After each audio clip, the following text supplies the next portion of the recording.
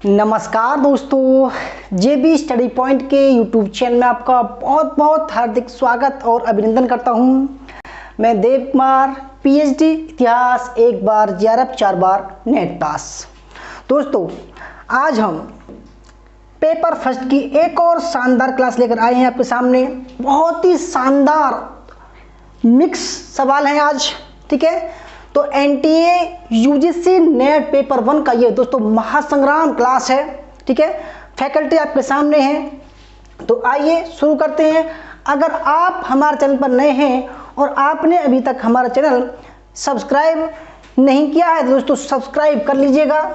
उसके पास में जो बेल आइकन है उसको प्रेस कीजिएगा, जिससे कि आने वाले वीडियो का नोटिफिकेशन पहले मिल सके। वीडियो को लाइक और शेयर जरूर कीजिएगा। दोस्तों देखो, हम मेहनत करते हैं तो आप का लाइक करना तो बनता है, ठीक है, क्योंकि दोस्तों आपके लिए बिल्कुल सिलेक्टेड सवाल लेकर आते हैं।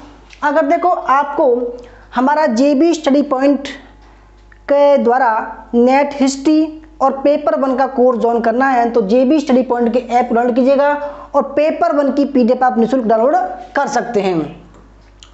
फ्रेंड्स, अगर बात करें हमारे कोर्स प्राइस की तो 6 महीने का जो नेट हिस्ट्री का, नेट इतिहास का जो कोर्स प्राइस है वो 3000 रुपये का है।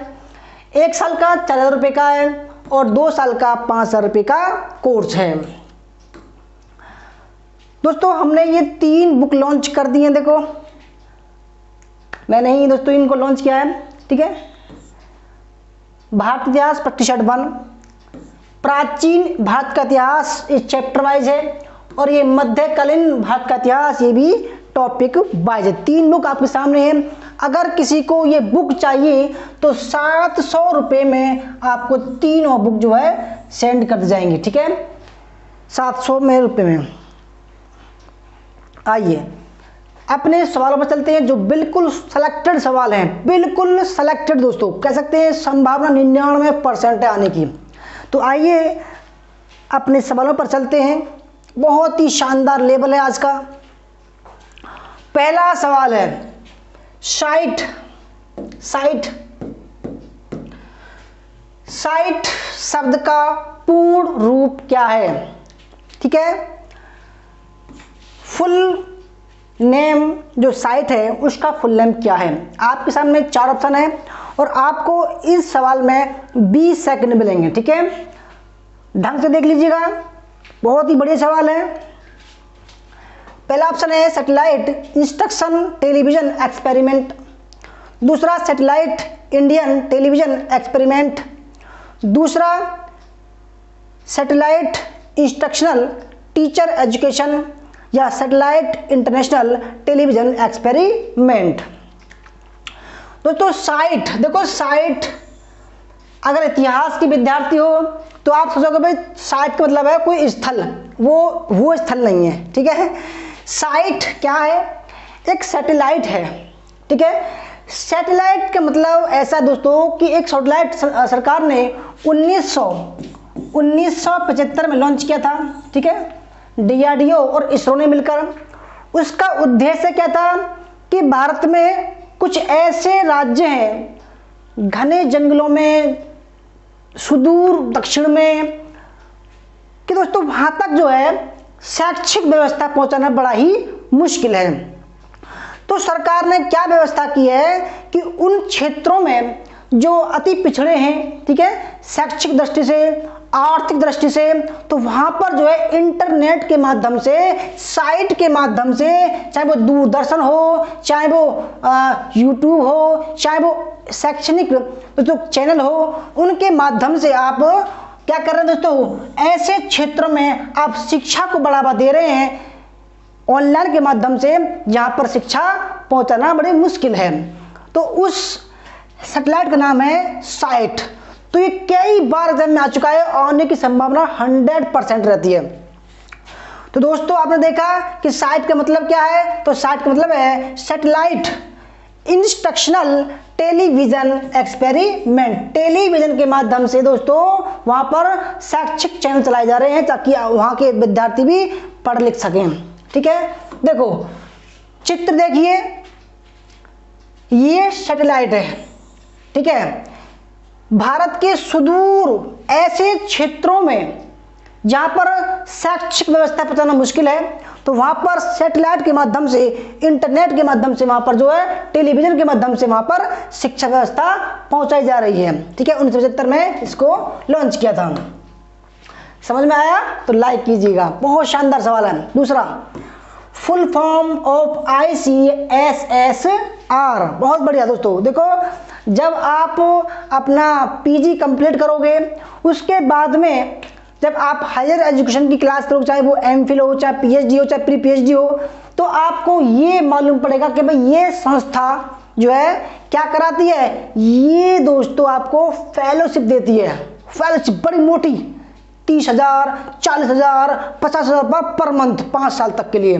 ठीक है, ये संस्था ICSSR UGC देती है। ठीक है, CSIR भी देती है। दोस्तों ऐसी संस्थाएं जो फेलोशिप देती हैं, ठीक है, तो एक संस्था आपके सामने है ICSSR। इसका फुल फॉर्म क्या है? देखो बड़ा सिंपल है, I फॉर इंडियन, ठीक है, C फॉर काउंसिल। देखो इसमें देखो कल्चर है, ये गलत हो जाएगा, काउंसिल है, ये कल्चर, ये गलत हो जाएगा, बस 2 बचे। ठीक है, इंडियन काउंसिल सोशल साइंस और रिसर्च। ठीक है दोस्तों, यानी कि सोशल साइंस में जो बच्चा रिसर्च करना चाहता है हायर एजुकेशन में, ठीक है, तो उसके लिए एक इंडियन काउंसिल है जो बच्चों को फेलोशिप देती है। क्या देती है? फेलोशिप। तो उसका नाम है दोस्तों Indian council for social science. ठीक है, A Indian council of social science research, option number B. याद रखिएगा, बहुत ही शानदार सवाल है। और अगर बात करें कि भाई इसका हेडक्वार्टर कहाँ है, तो नई दिल्ली में है। और आप इसका हेडक्वार्टर भी देख लीजिए। ठीक है, 1969 में इसको स्थापित किया गया था। 1969 में, ठीक है, इसको स्थापित किया गया था। क्वेश्चन नंबर 3, पेरिस जलवायु, ठीक है, आपको दिखाई दे रहा होगा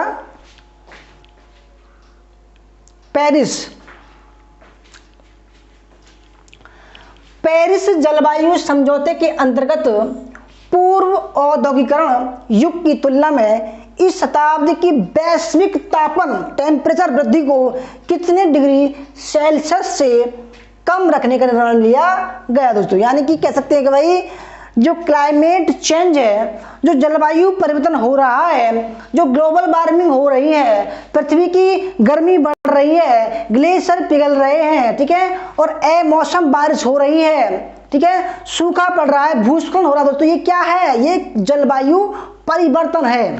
क्या है? जलवायु परिवर्तन है। ठीक है, तो जलवायु परिवर्तन को कंट्रोल करने के लिए 2015 में क्या हुआ दोस्तों?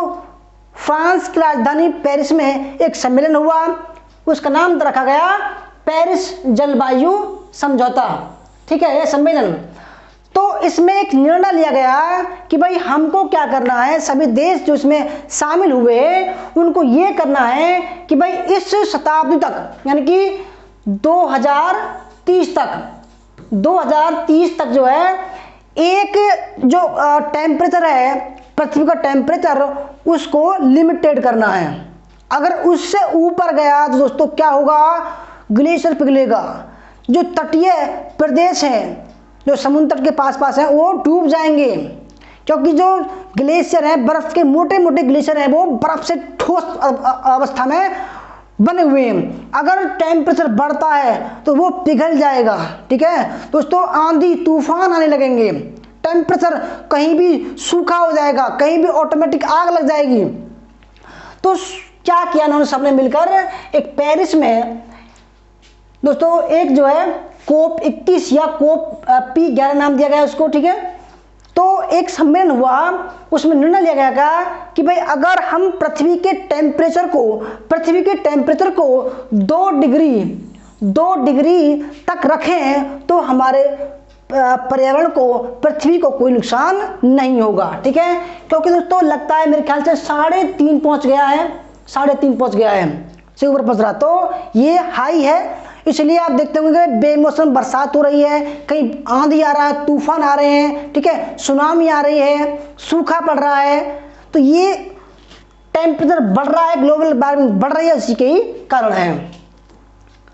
क्वेश्चन नंबर 4, उष्ण कटिबंधीय पर्णपाती वन के क्षेत्रों में निम्नलिखित में से क्या नहीं आता है? बहुत ही बढ़िया सवाल है ये सवाल दोस्तों, पूरे आपको 2 नंबर दे जाएगा और ये बिल्कुल दोस्तों 5 रेटिंग का सवाल है। ठीक है, उष्ण कटिबंधीय पर्णपाती वन। देखो आपको बताऊं दोस्तों, हमारे देश भारत में सबसे ज्यादा उष्ण कटिबंधीय पर्णपाती वन है। यानी कि देखो जब गर्मी पड़ती है तो इस पे क्या होता है, इस पे दोस्तों पत्ते आ जाते हैं, और जब पतझड़ होता है तो अपने पत्तों को वो छोड़ देते हैं कम मात्रा में, मतलब कुछ ऐसे पत्ते होते हैं, तो ऐसी वनस्पति को बोलते हैं जो, ठीक है, और सदाबहार भी वन है, वो पूरे 12 मासी रहते हैं। ठीक है, यानी कि देखो जो पत्ते छोड़ देते हैं वो पर्णपाती है, उष्ण कटिबंधीय है। पर्णपाती मैंने पत्ता छोड़ने वाला, उष्ण कटिबंधीय है, ये ऐसे पत्ते भी छोड़ते हैं, सदाबहार भी रहते हैं। ठीक है, इसलिए इनको बोला गया है उष्ण कटिबंधीय पर्णपाती वन। ठीक है, एक होते हैं सदाबहार जो पूरे 24 घंटे दोस्तों क्या होता है, सदाबहार रहते हैं, जैसे देवदार के वृक्ष हुआ। तो कौन कौन से, देखो बहुत बढ़िया सवाल है और ये बिल्कुल विश्व लेवल का सवाल है। ठीक है, क्या नहीं आता है, जैसे कि उत्तरी अमेरिका, मुख्यतः दक्षिण पश्चिमी अमेरिका, इंडो मलेशिया क्षेत्र, मुख्य रूप से दक्षिण पूर्व एशिया में भूमध्य क्षेत्र, वर्षाबंद क्षेत्रों को छोड़कर पूर्वी अफ्रीका और उत्तरी अफ्रीका, और नियोट्रॉपिक्स मुख्यतः वेस्ट इंडीज। देखो आप, मुझे लगता है कि आप में से किसी को यह सवाल नहीं पता होगा। ठीक है, बहुत ही बढ़िया सवाल है, और इस सवाल को मैं आपको मैप बनाकर बताऊंगा कि भाई ये सवाल कैसे हल होगा। उष्ण कटिबंधीय जो पर्णपाती वन है दोस्तों, वो कहाँ नहीं आता है, वो नियोट्रॉपिक्स मुख्य वेस्ट इंडीज में नहीं आता है। ठीक है, देखो कहाँ आते हैं, उत्तरी अमेरिका में, इंडो मलेशिया में और पूर्वी अफ्रीका में। देखो इस चित्र को देखो और मैं देखता हूं ये आपको दिखाई दे रहा है या नहीं दिखाई दे रहा। देखो दोस्तों ये पूरा भारत है, पूरा भारत क्या है, उष्ण कटिबंधीय है। पूरा भारत क्या है, उष्ण कटिबंधीय प्रदेश है। ठीक है, और देखो ये उत्तरी ऑस्ट्रेलिया है। ठीक है, और ये जो है आपके सामने उत्तरी अमेरिका है। ठीक है, ये भी पूर्वी अमेरिका है। ठीक है, यहाँ वेस्ट इंडीज है यहाँ पर, और देखो दोस्तों ये पूर्वी अफ्रीका है, ये पूर्वी अफ्रीका है, ये वाले। तो आपके सवाल में देखो ये भी था, ठीक है, ये भी है, ये भी है और ये भी है। क्या नहीं था, वेस्ट इंडीज नहीं था। ठीक है, वेस्ट इंडीज कहाँ है, वेस्ट इंडीज है यहाँ पर, बिल्कुल दोस्तों बीच है, बीच में। ठीक है, आप समझ रहे होंगे। आइए क्वेश्चन नंबर 5 देखते हैं। क्वेश्चन नंबर 5 है, ज्ञान के एक विशिष्ट क्षेत्र में विशेषज्ञों के एक समूह ने, आपके सामने चित्र है, ये अपने सब्जेक्ट में महारत हासिल है इनको, एक दोस्तों विशेषज्ञ है ये, ने एक जगह बैठे हुए हैं, इकट्ठा किया और एक नए पाठ्यक्रम के लिए एक पाठ्यक्रम तैयार किया। इस प्रक्रिया को करार दिया जा सकता है।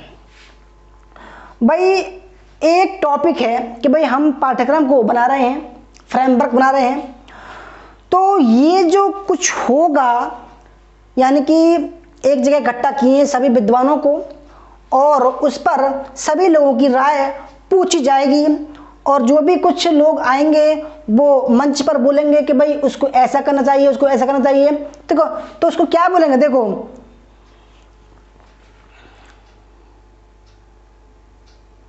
आप देखो कार्यशाला नहीं होगा, क्योंकि कार्यशाला होती है दोस्तों 7, 8, 10 दिन की, ठीक है। सम्मेलन ये भी नहीं होगा, ये सम्मेलन नहीं है, तो सम्मेलन होते हैं बड़े बड़े, ठीक है। संगोष्ठी, विचार गोष्ठी, ये क्या है दोस्तों? अगर किसी ने सेमिनार किया हो, सेमिनार किया हो तो सेमिनार है, ये क्या है? सेमिनार है, ठीक है। इस पर बड़े बड़े वक्ता बोलते हैं, ठीक है, लिख कर लाते हैं, टाइप कर लाते हैं, चाहे वो लैपटॉप में, चाहे वो हार्ड कॉपी सही, सब अपना मत देते हैं कि भाई ऐसे रखना चाहिए, और अगर हम ऐसे रखेंगे बच्चे पर फर्क क्या पड़ेगा, बच्चे के भविष्य पर क्या फर्क पड़ेगा। बहुत सारी चीज जो बहुत सारे विद्वान एक बात पर निर्भर होते हैं, तो एक फिर लास्ट में क्या होता है कि भाई ठीक है, हमारे पाठ्यक्रम को या हमारा टॉपिक जो पहुंचा है वो यहाँ तक पहुंचा है। फिर उसके बाद में सभी लोगों को सर्टिफिकेट दिया जाता है, ठीक है। आइए आगे बढ़ते हैं। क्वेश्चन नंबर 6, हाल ही में किसने भारत के छोटे छोटे शहरों में इंडिया स्कूल शुरू करने की पहल की? देखो बहुत ही शानदार सवाल है यार, ये भाई 5 रेटिंग है, बहुत गजब सवाल है ये, बहुत गजब सवाल है ये, ठीक है। गूगल, व्हाट्सएप, फेसबुक, अमेजन, बहुत गजब सवाल है ये दोस्तों। स्टार्टअप के माध्यम से सरकार की स्कीम है, इंडिया स्कूल शुरू करने की पहल की है, किसने की है? बहुत ही बढ़िया। इसमें क्या होगा? आइडिया, प्लान, एक्शन, ये सब क्या होगा दोस्तों? एक कंपनी है इन चारों में से, वो क्या कर रहा है? एक स्टार्टअप स्कूल खोल रहा है, ठीक है, जिसमें बच्चों को एडमिट किया जाएगा और उनसे आइडिया लिया जाएगा, प्लान लिए जाएंगे, क्या एक्शन लिया जाए वो भी उनको शामिल किया जाएगा। तो कौन सी कंपनी है? Google company. बहुत बेहतरीन सवाल है, ये सवाल आ सकता है। गूगल स्टार्टअप स्कूल इंडिया के दोस्तों, ये देखो स्कूल की बिल्डिंग है, गूगल की बिल्डिंग है, ठीक है। इसने एक स्टार्टअप लॉन्च किया है, स्टार्टअप स्कूल, ये उसका लोगो है। Question number 7, question number 7, utility software का प्रकार है। यूटिलिटी सॉफ्टवेयर दोस्तों, अगर बात करें सॉफ्टवेयर की, ठीक है, सॉफ्टवेयर की बात करें तो सॉफ्टवेयर 3 प्रकार का होता है। पहला सिस्टम सॉफ्टवेयर,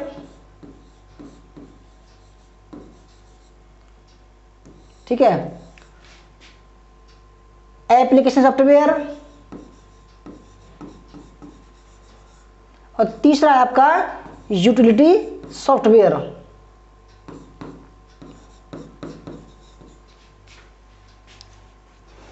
तो आपको बताना है कि यूटिलिटी सॉफ्टवेयर का कौन कौन सा प्रकार है। देखो अभी मैं इसमें भी बताऊंगा, इसमें बताऊंगा और इसमें बताऊंगा, इसमें क्या क्या प्रकार आते हैं, ठीक है। पहले आप उत्तर दीजिए और बताते रहिए भाई क्लास कैसी लग रही है आपको हमारी।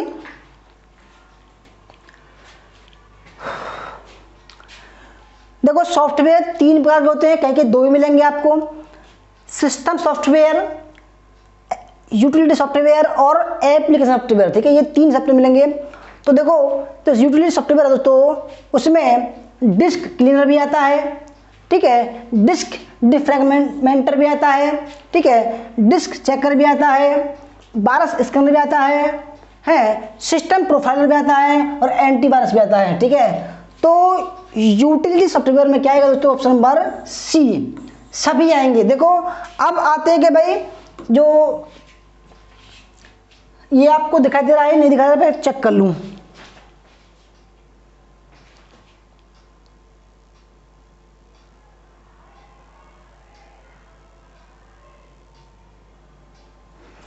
अब देखिए दोस्तों, type of software, type of software, software के प्रकार। सॉफ्टवेयर 3 प्रकार के होते हैं, सिस्टम सॉफ्टवेयर, ठीक है, एप्लीकेशन सॉफ्टवेयर और तीसरा आपका यूटिलिटी सॉफ्टवेयर। आगे से ध्यान रखना 3 है, ये भी सवाल में आ चुका है आपके एग्जाम में कि भाई कितने प्रकार के होते हैं, सिस्टम, एप्लीकेशन, यूटिलिटी। यही पूछता है कि इन 4 ऑप्शन में से कौन सा सॉफ्टवेयर का प्रकार नहीं है, ये पूछता है। फिर इसमें से पूछ सकता है। तो देखो एग्जाम्पल, सिस्टम सॉफ्टवेयर दो प्रकार का होता है। सिस्टम सॉफ्टवेयर दो प्रकार का होता है। पहला ऑपरेटिंग। ऑपरेटिंग मतलब दोस्तों देखो सिस्टम का मतलब होता है जैसे कि कंप्यूटर हुआ, लैपटॉप हुआ, टैबलेट हुआ, ये सिस्टम होते हैं। तो सिस्टम में भी जो सॉफ्टवेयर होते हैं वो दो प्रकार के होते हैं। पहला है ऑपरेटिंग, जैसे कि विंडो, ठीक है, एक्सपी 2008, 2010, 11, 12, ठीक है, विस्टा, ये क्या हो गया, ऑपरेशन सिस्टम हो गया। ठीक है, जैसे कि विंडोज, यूनिक्स, लाइनेक्स, अबेंटू और मैक ओएस जो आपके फोन में होता है, इन एप्पल में होता है, ये एप्पल में। ठीक है, ये क्या हो गया, ये ऑपरेटिंग सिस्टम के एग्जाम्पल हैं। अब एक होता है लैंग्वेज ट्रांसलेटर। क्या होता है, लैंग्वेज ट्रांसलेटर, यानी कि दोस्तों आप देखो कीबोर्ड से टाइप करते हैं, ठीक है, तो कंप्यूटर ये समझता है कि क्या कह रहा है, वो होता है लैंग्वेज ट्रांसलेटर। जैसे कि कंपाइलर, असेंबलर और इंटरप्रेटर। देखो ये भी सवाल में आ चुका है कि भाई जो लैंग्वेज ट्रांसलेटर होते हैं वो कौन कौन से होते हैं, याद रखिएगा, कंपाइलर, असेंबलर और इंटरप्रेटर। ये क्या करते हैं, ये आपकी भाषा को मशीनी भाषा में चेंज करते हैं।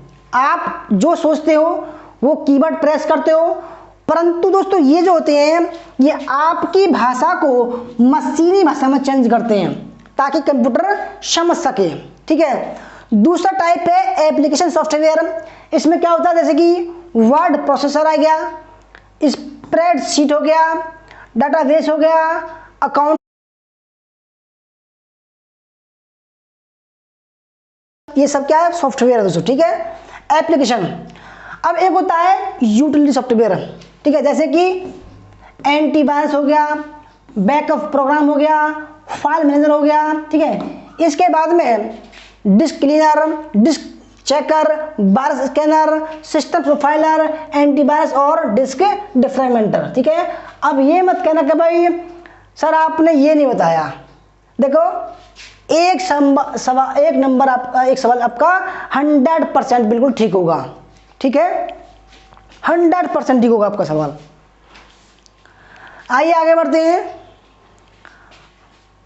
देखो ये सॉफ्टवेयर है, गूगल, ये सब सॉफ्टवेयर। ठीक है, आइए आठवां सवाल आपके सामने है। अगर देखो दोस्तों वीडियो अच्छी लग रही हो तो लाइक कीजिएगा, शेयर कीजिएगा। ठीक है, क्योंकि देखो हमारी मेहनत लगती है। अच्छा, माइक्रो कंप्यूटर का विकास कौन से दशक में आईबीएम का फुल फॉर्म में आया था दोस्तों। ठीक है, इंटरनेशनल बिजनेस मशीन। देखो मैं इतने आसानी से आपको इसलिए पढ़ा रहा हूं क्योंकि मैं कंप्यूटर और हार्डवेयर एंड सॉफ्टवेयर इंजीनियर हूं। ठीक है, पीएचडी के साथ में दोस्तों मैंने इसका डिप्लोमा किया है। तो माइक्रो कंप्यूटर का विकास कौन से दशक में आईबीएम, ये फुल फॉर्म आ चुकी है, ने आरंभ किया, 1974, 75, 70 या 97 में।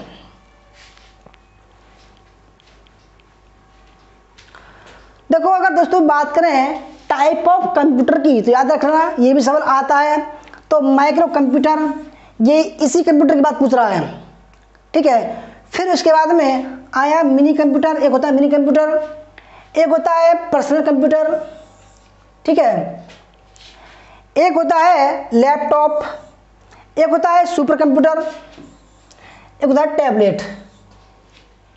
ठीक है दोस्तों, तो टाइप और कंप्यूटर 6 प्रकार हो गए, micro, mini, personal, laptop, super computer और टैबलेट।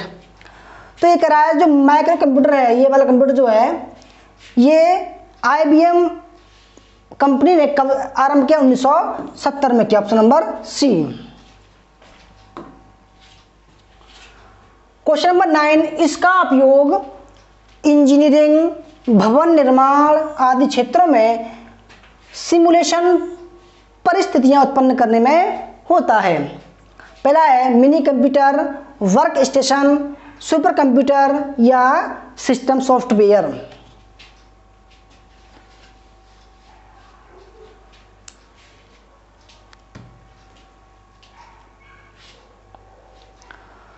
तो दोस्तों देखो, कंप्यूटर के प्रकार आपने देख लिए, परंतु सवाल दूसरा है।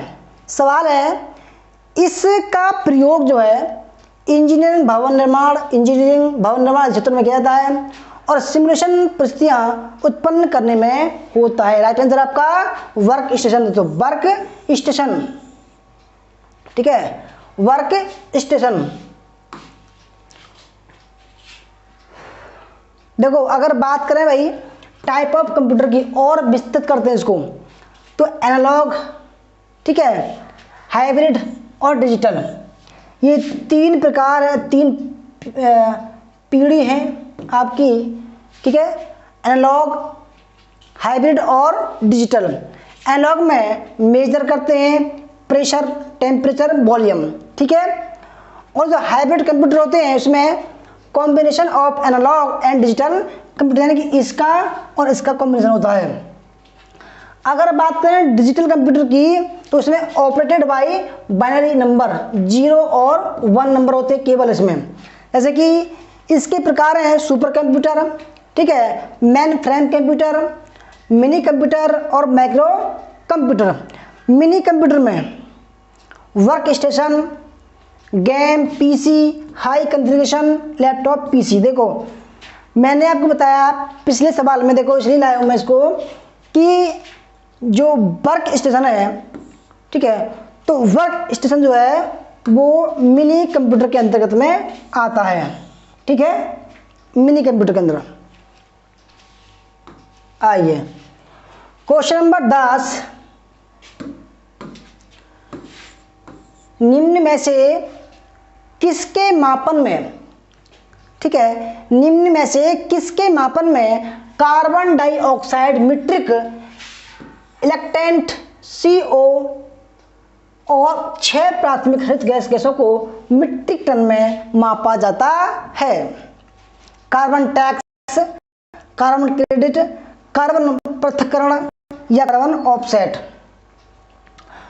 दोस्तों देखो चित्र आपके सामने है, कार्बन उत्सर्जन ये नाप रहे हैं, ठीक है, तो इसमें क्या है, जैसे कि धुआं निकल रहा है, धुआं काउंट हो रहा है, और ये बिजली जो है काउंट हो रही है, कार्बन से हो रहा है कार्बन उत्सर्जन, ठीक है, कार्बन उत्सर्जन, ठीक है। तो क्या हो रहा है, निम्न में से किसके मापन में कार्बन डाइऑक्साइड, मीट्रिक इक्विवेलेंट और 6 प्राथमिक हरित गैसों को मीट्रिक टन में मापा जाता है? देखो कार्बन उत्सर्जन में क्या है, केवल कार्बन डाइऑक्साइड मीट्रिक टन में नापते हैं। और अगर बात करें कार्बन ऑफसेटिंग की, तो इसमें दोस्तों इसको भी और इसको भी मापते हैं। तो कार्बन ऑफसेट इसका राइट आंसर हो जाएगा, ठीक है, याद रखिएगा, कार्बन ऑफसेट, जिसमें हरित गृह भी है और ये भी इसको नापते हैं। क्वेश्चन नंबर 11 है, किसी विस्तृत बड़े भौगोलिक क्षेत्रों जैसे कि किसी शहर में स्थित विभिन्न भवनों आदि के लिए होता है? देखो बहुत ही बढ़िया सवाल है और इससे कई बार एग्जाम में आ चुका है आपका। आप तो देखो मैं बताऊँ आपको कि ये जो मैन है, कैन है, पेन है, वेन है, इनकी फुल फॉर्म आप जरूर याद करिए, क्योंकि ये 100% आती हैं। जैसे कि मैन की बात करें तो मेट्रोपॉलिटन एरिया नेटवर्क, ठीक है, मैन। मेट्रोपॉलिटन यानी कि बड़े बड़े महानगर जो होते हैं, जैसे कि दिल्ली, मुंबई, कोलकाता, चेन्नई, ठीक है, अहमदाबाद, ये हो गए मेट्रोपॉलिटन, ठीक है। और CAN यानी कि कैंपस एरिया नेटवर्क, परिसर वाला, ये एक परिसर है। और PN पर्सनल एरिया नेटवर्क, ठीक है। और वैन इसको बोलते हैं वाइड एरिया नेटवर्क। एक होता है LAN, इसको बोलते हैं local area network, local area network, याद रखिएगा ये 5 होते हैं LAN। दोस्तों आपको सवाल देखना है किसी विस्तृत बड़े क्षेत्रों में, जैसे कि किसी शहर में स्थित विभिन्न भवनों आदि के लिए होता है, वो होता है दोस्तों मेट्रोपॉलिटन, बड़े बड़े शहरों में। अगर बात करें कैंपस की तो छोटे से कैंपस में होता है ये, ठीक है। अगर बात करें पर्सनल की, ये केवल एक आदमी यूज करता है इसको घर में केवल। और वाइड एरिया नेटवर्क, ये पूरे संसार में इसको नेटवर्क फैला हुआ है, इसको बोलते हैं वाइड एरिया नेटवर्क। लोकल यानी कि लोकल क्षेत्र में 4-5 घर हो गए, लोकल हो गया। देखो मेट्रोपॉलिटन एरिया नेटवर्क क्या होता है, जैसे कि दोस्तों ये एक सर्वर है, ठीक है, ये किसी कंपनी की सर्वर है और ये कंपनी की जो ब्रांच है, ठीक है, ये यहाँ पर है इस परिसर में, इस परिसर में, इसमें, इसमें और इसमें और इसमें, ठीक है। ये बड़ा शहर है और बड़े शहर में किसी कंपनी ने एक ब्रांच खोल रखी है, तो उस ब्रांच के द्वारा तो सबको मैनेज करता है ये चीज़, तो उस चीज़ को बोलते हैं मेट्रोपॉलिटन एरिया नेटवर्क, ठीक है। मेट्रोपॉलिटन ये सर्वर है आपका, इससे मैन जुड़ेगा, लैन भी जुड़ेगा, ठीक है, लैन, ठीक है, सब जुड़ेंगे। यानी कि लैन के ऊपर क्या है, मैन। आगे बढ़ते हैं। क्वेश्चन नंबर 12 है लिंकर, लोडर और डिबग किसके उदाहरण हैं। तो बहुत ही बढ़िया सवाल है, आ चुका है सवाल इसलिए मिलाया हूं, ठीक है। लिंकर, लोडर और डिबगर किसके उदाहरण हैं। देखो लिंकर आपके सामने ये रहा, ठीक है, लोडर ये रहा। पहला ऑप्शन है कंपाइलर, असेंबलर, सेल, इंटरप्रेटर।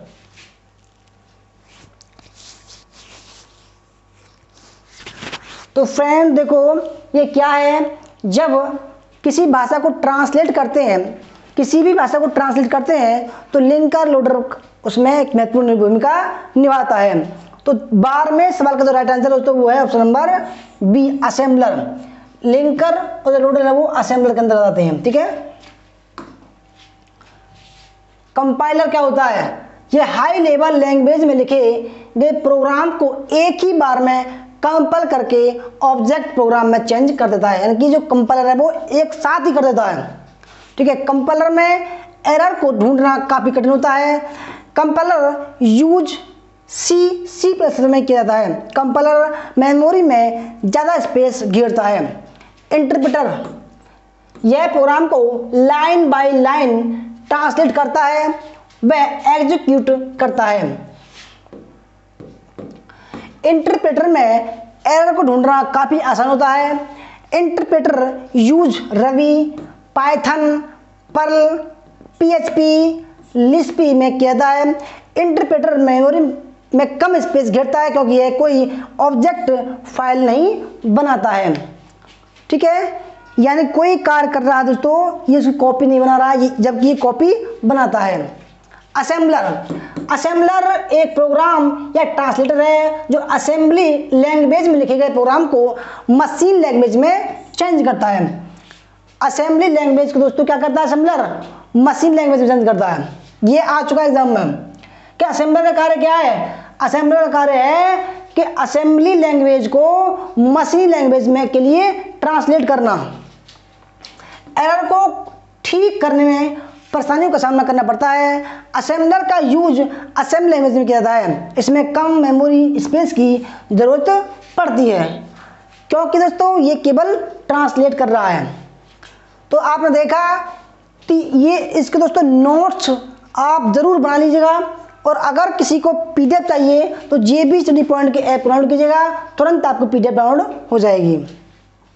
आइए क्वेश्चन नंबर 13, बहुत ही बढ़िया सवाल। देखो अब आया मजा, अब आएगा मजा जब आप और हम, बहुत ही बढ़िया, बहुत ही बढ़िया भाई। यदि A B का भाई हो देखो आप जान लो दोस्तों, अगर ऐसा ब्लड रिलेशन का कुछ सवाल आ जाए तो आप अपने आप को यहाँ मानो,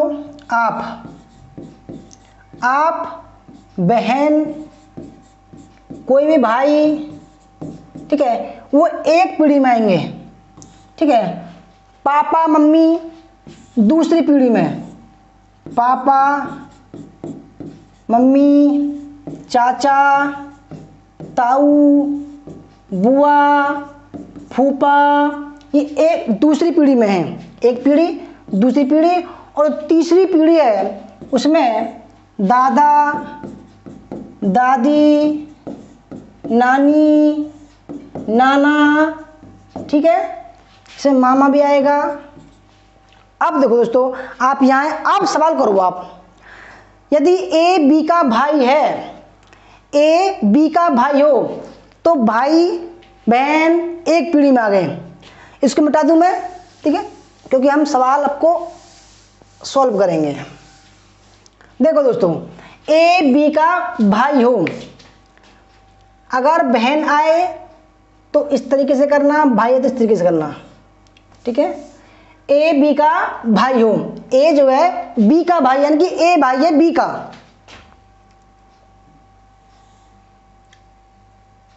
ए भाई है बी का, ये पता नहीं ये बहन है भाई है, ठीक है, ये भाई है।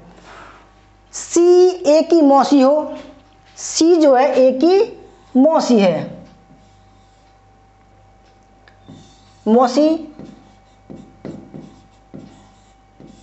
ठीक है। डी सी का पिता हो, डी जो है सी का पिता है,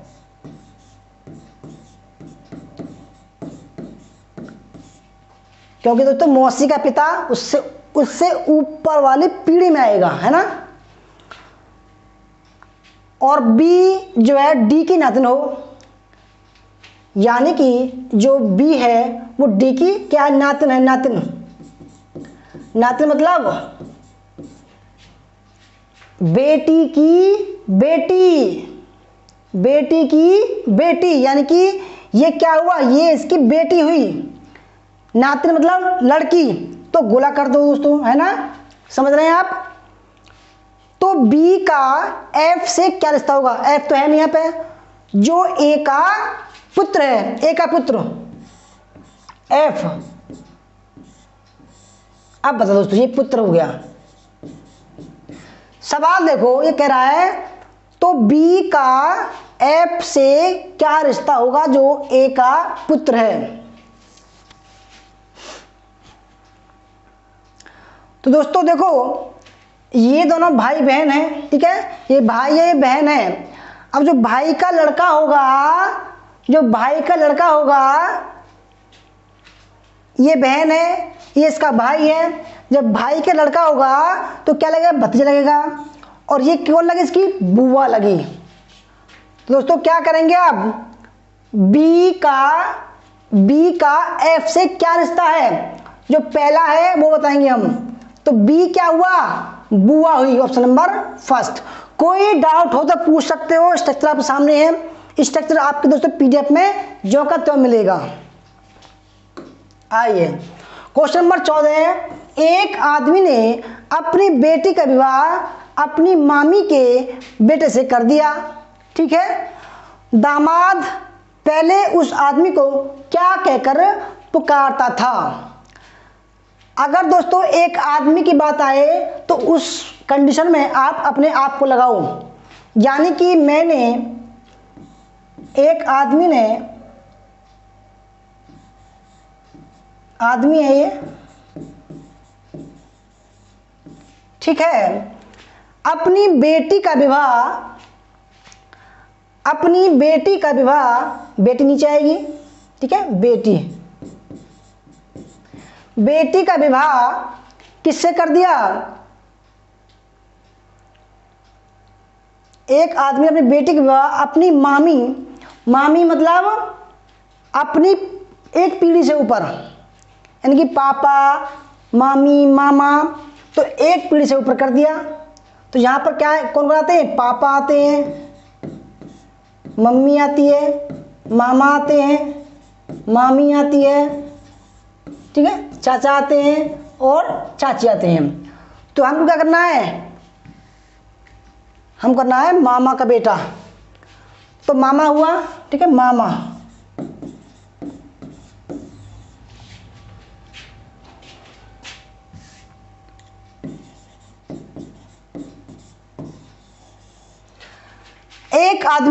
इस आदमी ने अपनी बेटी का विवाह अपनी मामी के बेटे से कर दिया, ठीक है।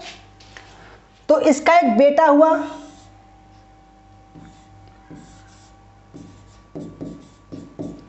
ठीक है।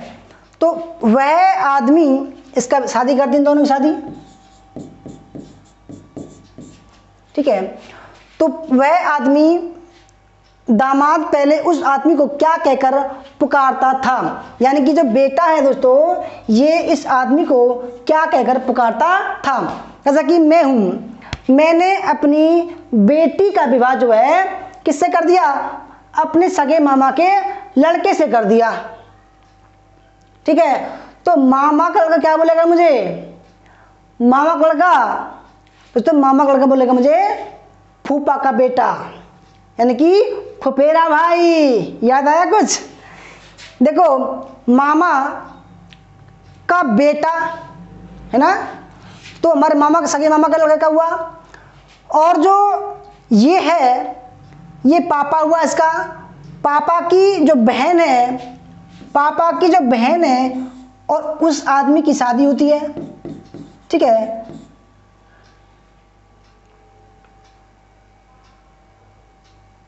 नहीं, एक मिनट। देखो, एक आदमी ने अपनी बेटी का विवाह अपनी मामी के लड़की से कर दिया। तो ये लड़का, मतलब हमारे मामा का लड़का हमको क्या बोलेगा, तो फुफेरा भाई बोलेगा। ऑप्शन नंबर बी, फुफेरा भाई। तो ये बोलेगा इसको फुफेरा भाई, ये बोलेगा फुफेरा भाई,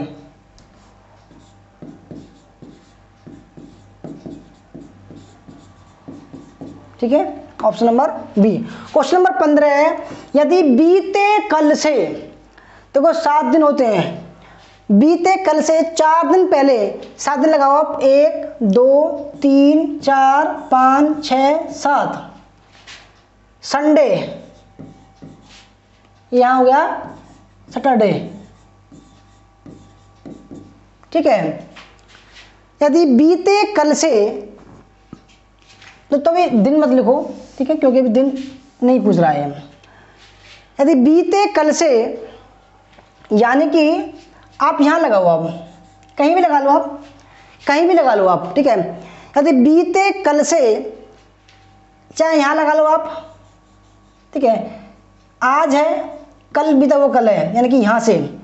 यदि बीते कल से 4 दिन पहले, यानी कि 1 2 3 4, यहां पर आया, रविवार था, यहां संडे था, ठीक है। तो आने वाले कल, यानी कि ये तो हुआ पहले, कल, ये करा आने वाला कल,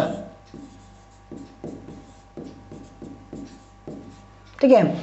तो आने वाले कल बाद वाला दिन कौन सा होगा, आने वाला जो कल होगा उसके बाद का दिन कौन सा होगा। देखो यहां पे संडे हुआ, तो Monday, Tuesday, Wednesday, Thursday, Friday, Saturday, Sunday, ठीक है। देखो यहां पर दोस्तों संडे हुआ, यह Monday, Tuesday, Wednesday, Thursday, Friday, Saturday और संडे। देखो क्योंकि यहां से हम कर रहे हैं, यहां से काउंट कर रहे हैं हम, यहां से हमने काउंट किया कि भाई देखो, यदि बीते हुए कल, यहां से ये बीता हुआ कल हो गया, यहां से 4 दिन पहले 1 2 3 4 संडे है, तो अब यहां तक इसने कुछ नहीं किया, ये बस आपको घुमा रहा है। यहां पर बात आती है, तो कह रहा है कि भाई कि अगर संडे था तो आने वाला जो भविष्य होगा, तो उस कल आने वाला जो कल है उसके अगले दिन क्या होगा, यानी कि परसों क्या होगा। तो दोस्तों देखिए यहाँ संडे है, तो लगाओ Monday, Tuesday, Wednesday, Thursday, Friday, Saturday, Sunday, ये संडे होगा। Option number B sorry C. क्या हो तो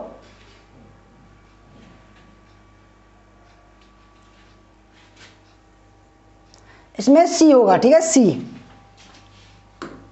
आगे बढ़ते हैं। क्वेश्चन नंबर 16 है, भारत में उच्च शिक्षा में निम्नलिखित में से किस अनुशासन में नामांकन प्रतिशत सर्वाधिक है। देखो सवाल बढ़िया है और ये आ चुका है, वेरी वेरी मोस्ट इंपोर्टेंट।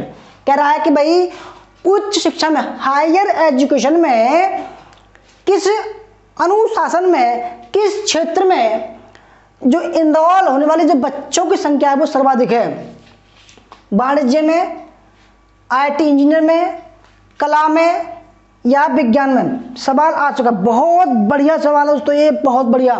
देखो सवाल या तो ऐसे आएगा या सवाल पूछेगा इस तरीके से, जैसे कि वाणिज्य, ठीक है, सिविल, ठीक है, इतिहास,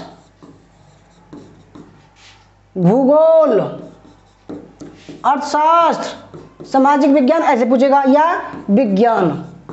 देखो दोस्तों सवाल वही है, परंतु अब इसने कला पूछा है, कला मतलब कला वर्ग, या पूछेगा आपसे सब्जेक्ट पूछेगा। तो आपको क्या करना है, ऑप्शन नंबर सी लगाना है। या तो सब्जेक्ट आए सब्जेक्ट लगाना, और सब्जेक्ट नहीं आए तो कला वर्ग लगाना, ठीक है, option number C. Question number 17, Bharat सरकार द्वारा, ठीक है, वर्ष 2030 तक भारत में विद्युत शक्ति की कुल संस्थापित क्षमता में नवीकरणीय ऊर्जा की हिस्सेदारी कितना लक्ष्य है, ठीक है। यानी कि सरकार द्वारा जो नवीकरणीय ऊर्जा है, जिनका रिन्यू हो सकता है, ठीक है, जिनका इस्तेमाल कर सकते हैं बार बार हम, तो उसका 2030 तक विद्युत उत्पादन में, यानी कि बिजली के उत्पादन में कितना परसेंट करने की हिस्सेदारी है, 20, 50, 40 या 30। बहुत बड़ा सवाल है। देखो अगर बात करें कि भाई नवीकरणीय ऊर्जा होता क्या है, तो रिन्यूएबल एनर्जी सोर्स, ऐसे सोर्स जिनको हम दोस्तों रिन्यूएबल कर सकते हैं, ठीक है, जो नवीकरणीय हैं, जिनको हम गैर परंपरागत अक्षय ऊर्जा स्रोत भी बोलते हैं, जैसे कि सौर ऊर्जा, पन ऊर्जा, पन मतलब पानी वाला, पवन ऊर्जा, बायोगैस और बायोडीजल। दोस्तों ये है गैर परंपरागत। अगर परंपरागत की बात करें तो डीजल, पेट्रोल, ठीक है, मिट्टी का तेल, ये क्या है दोस्तों, ये जो है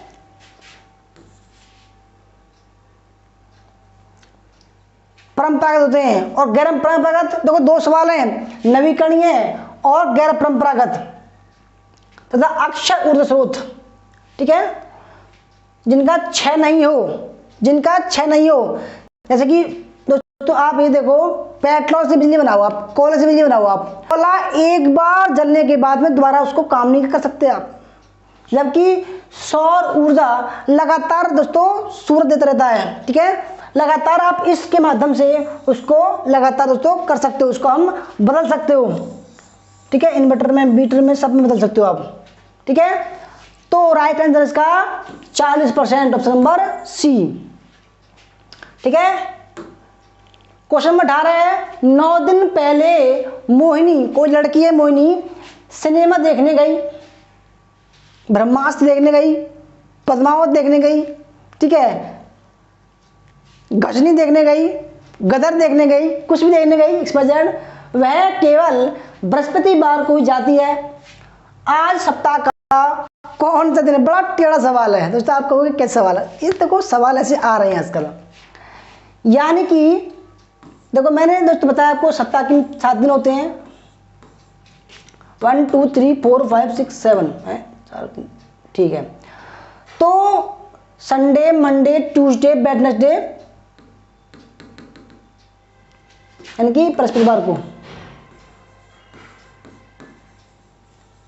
इस तारीख को जाती है, केवल इसको जाती है, वह केवल बृहस्पतिवार जाती है। और 9 दिन पहले यानी कि 1 2 3 4 5 6 7 8 9, ठीक है।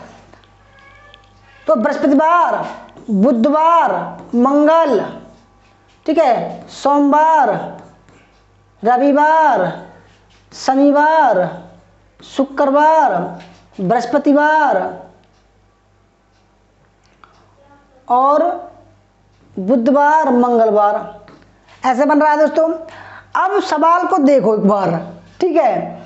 ये कह रहा है 9 दिन पहले मोनी सिनेमा देखने गई, वह केवल बृहस्पतिवार को ही सिनेमा देखने जाती है। आज सप्ताह कौन सा दिन है? देखो, अगर 9 दिन पहले, अब इनको काटो आप, ठीक है, मतलब आज यहां है, आज यहां है। तो दोस्तों 9 दिन पहले बृहस्पतिवार था, तो कह रहा कि भाई अगर आज से 9 दिन पहले वो गई और उस दिन बृहस्पतिवार था, तो बृहस्पति, शुक्र, शनिवार, रविवार, सोमवार, मंगल, बुध, बृहस्पति, शुक्र और शनिचर, तो क्या होगा? शनिवार होगा, ठीक है दोस्तों। यानी कि आज यहाँ है, आज से 9 दिन पहले गई बृहस्पतिवार को, तो आज क्या होगा? तो आज दोस्तों होगा शनिवार, ऑप्शन नंबर बी।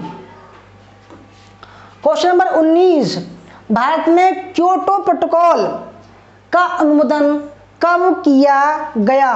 देखो ये बहुत ही बढ़िया सवाल है। अगर बात करें क्योटो प्रोटोकॉल की, तो क्योटो प्रोटोकॉल क्या होता है दोस्तों?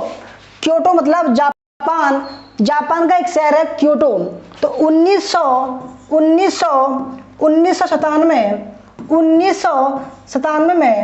11 दिसंबर 1997 में एक सम्मेलन हुआ। कहाँ हुआ? क्योटो प्रोटोकॉल, क्योटो में हुआ। प्रोटोकॉल मतलब संधि, जिसमें ग्लोबल वार्मिंग के लिए, इकोलॉजी के लिए, इमिशन के लिए, कार्बन डाइऑक्साइड के लिए, एटमॉस्फेयर के लिए, गैस के लिए, ट्रीटी के लिए संधि हुई। Global warming, green house gas, climate change agreement, industry, तो इन सब के लिए सम्मेलन हुआ क्योटो प्रोटोकॉल। कब हुआ? 1997 में। अब ये कह रहा है कि भारत में क्योटो प्रोटोकॉल का अनुमोदन भारत में कब किया गया, यानी कि भारत ने हस्ताक्षर कब किए? बहुत ही बड़ी सवाल है, वेरी वर्ष में आ चुका है कि भारत कब इस पर हस्ताक्षर किए। तो ऑप्शन ए राइट आंसर है, अगस्त 2 में। 20, वाइड वेव, बहुत बड़ी सवाल है। देखो इसका शॉर्ट फॉर्म है WWW, याद रखिएगा। WWW की फुल फॉर्म क्या है? World wide wave. W3C के निदेशक टिम बर्नर्स-ली। देखो अगर सवाल आ जाए कि WWW का संस्थापक कौन है, किसने इसको विकसित किया, तो टिम बर्नर्स-ली द्वारा बनाया गया पहला ब्राउज़र था। फिर वास्तविक वर्ल्ड वाइड वेब से अंतर करने के लिए इसका नाम बदल कर क्या रखा दिया गया? तो बहुत ही बढ़िया सवाल है, इसका क्या नाम बदल दिया? देखो कहाँ पर यूज करते हैं हम, आप गूगल खोलोगे, वहाँ पर कोई भी सर्च करोगे तो आपके सामने वेबसाइट आएंगी बहुत सारी। तो वेबसाइट पे क्लिक करोगे तो वेबसाइट जो बनती है वो इस तरह से बनती है, HTTP। तो HTTP का फुल फॉर्म क्या है? Hyper text transfer protocol, hyper text transfer protocol, ये भी आ चुका है, ठीक है। फिर /www, यहाँ पर आप www का लगाते हैं और इसको क्या बोलते हैं? इसको बोलते हैं URL, ठीक है। तो URL बोलते हैं। तो वास्तविक नाम बदल क्या कर दिया? Nexus, option number B. तो ये थी हमारी आज की दोस्तों क्लास। आपको कैसी लगी? वीडियो अच्छी लगी तो लाइक करना, शेयर करना, कमेंट करना। अगर आपको PDF चाहिए तो JB स्टडी पॉइंट के ऐप डाउनलोड कीजिएगा और स्टडी मटेरियल में जाकर आप इसको PDF डाउनलोड कर सकते हैं। देखो अगर आपको हमारा कोर्स ज्वाइन करना है नेट हिस्ट्री का तो 6 महीने का 3000 रुपये का है, 1 साल का 4000 रुपये का है, 2 साल का 5000 रुपये का है।